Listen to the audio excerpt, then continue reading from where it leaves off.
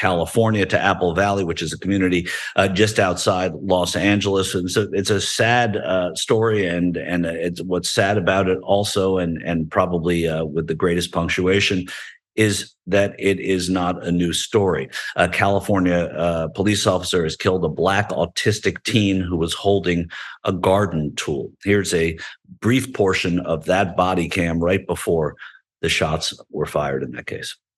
Hey, get back! Get back, you're getting shot! I mean, it's just it's heartbreaking and astonishing how familiar footage like that is in this country still.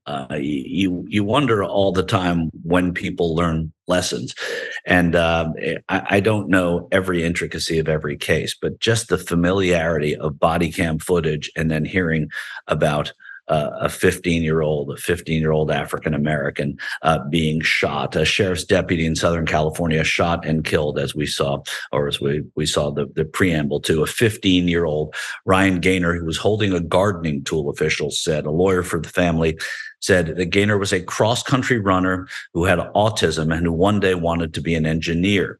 The lawyer claims the fatal shooting did not appear to be warranted.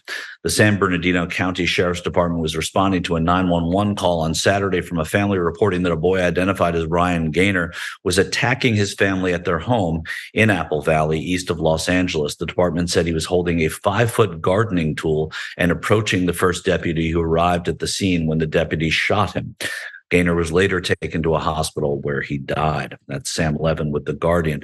The Sheriff's Department released 9/11 audio and partial body camera footage to The Guardian on Monday, but the clips do not capture the moment of the shooting, and a spokesperson declined to release additional video. On the call, a woman reported that her brother was attacking one of their sisters and trying to break a window and door. The audio captured yelling in the background, and the woman told the dispatcher, "They gotta take him in." During the roughly 5-minute call, the woman said the other relatives were trying to keep their distance from him. At one point, she said, "He's talking to my dad right now. He said he's going to run away, and then he came back to the house." She also said he had a piece of glass. The department released 2 roughly 15-second body camera clips, but both clips end before the shooting. Footage from one deputy showed him arriving at the home where the front door was open. A man inside could be heard saying, "He's got a stick in his hand." Gaynor then appeared and started quickly walking out of the home toward the deputy, who pointed his gun toward the boy and shouted, get back, or you're going to get shot." The deputy appeared to be walking backward, then running away from the boy, pointing his gun at him. The other clip captured that same moment from another deputy who was arriving and standing at a distance. Gaynor appeared to be holding the tool over his head, but it is unclear what he was doing as he was shot. A department spokesperson said it would not be releasing full body camera footage on Monday, and declined to say where Gaynor was shot, how many bullets were fired, and if multiple deputies had shot him. The spokesperson also declined to name the deputies on scene and said the case was still under investigation. Shannon Dykes, the elected San Bernardino sheriff, defended the use of lethal force in a statement saying, quote, and these we hear from very often, "Our social safety net for those experiencing mental illness needs to be strengthened. Our deputies handle seemingly insurmountable calls daily. Most of these calls do not end in violence. However, this one ended in tragedy for Ryan, his family, and for the deputies who responded." Dykes continued, "Rapidly evolving violent encounters are some of the most difficult, requiring split-second decisions. While these decisions are lawful, they are awful in terms of our humanity. I feel for both Ryan's family and my deputies who will struggle with this for their entire lives." Jackson, how terribly do you feel for these deputies? Not terribly at all. I think, one of the things that we see constantly that we talk about, obviously, is that across the board, across the nation, we see police, municipalities not really prepared to defend the community. But this is a good example of how they're really not prepared to defend themselves either. Because, if someone's coming at you with something other than a gun, if it's a stick, if you're a defender of the law, then you should be able to maybe pull out a taser. I mean, at least before you have a gun. And then if not that, if someone has a stick, like, you should have enough self-defense or combat training to where you can probably do a little something like just grab the stick. especially knowing that you're dealing with a kid, and also you've been briefed at least a little bit on the situation. So, again, this just makes them look like, oh, y'all can't even protect yourselves. Because there were so many ways that they could have handled it without just firing at them with bullets. It seems that this is another case, Jackson, where there was zero effort at de-escalation, right? I mean, None. Yeah. again, we're sitting here. I'm in Los Angeles. You're in, I believe, New Jersey.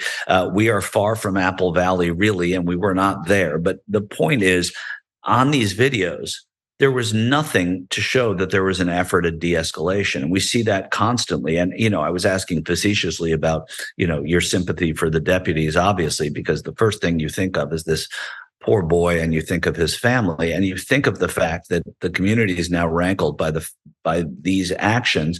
I don't. When I was listening to what you were saying, Jackson, it was spot on. That there was nothing that was done. There was no taser. There was no effort at even rubber bullets. I mean, I'm not an expert in stopping, violence in any way, but it just seems like they rush so quickly here. And the deputy there, Dicus, was saying, or the sheriff was saying, they have to make split-second decisions. The fact that it's split second does not acquit these people of making the wrong decision here. And there should be other options. It's not an either or. Let this guy live, let him attack me, or shoot him dead. There's something in the middle. Yeah, absolutely. And the fact that you bring it down to a last second decision really just shows even further how unprepared they are to do the job. Because it's the same. I mean, what's your muscle memory? Like, what do you go to? What makes you an expert? What makes you qualified to deal with the situation? What's your second nature? That's really what shows experience. The same, I mean, with anything, whether it be any career path that you're on. Sports is easy because it's just so physical and direct. If you're in the ring, then you've seen this before. You know how to move. You know how to get out the way. So it's like you just kind of like, oh, it's my first day. Like that's kind of like what excuse you're really giving when it's like, oh, it's just last second. So I could have done a better job at defending myself, let alone that person. And they just had a stick, reach your hand out and grab it. I mean, even if it was a gardening tool and not a stick, which it is alleged to have been, it still supports what you're saying. And, there are communities around the country, police departments around the country that are testing, bringing someone along when you hear that there is someone attacking their family who's 15 years old and has autism, bring someone along to talk down this person, a professional, psychiatric or psychological professional, to talk these people down and to make some sort of effort to save everybody's life and to save the day. And it ends too frequently in tragedies like this.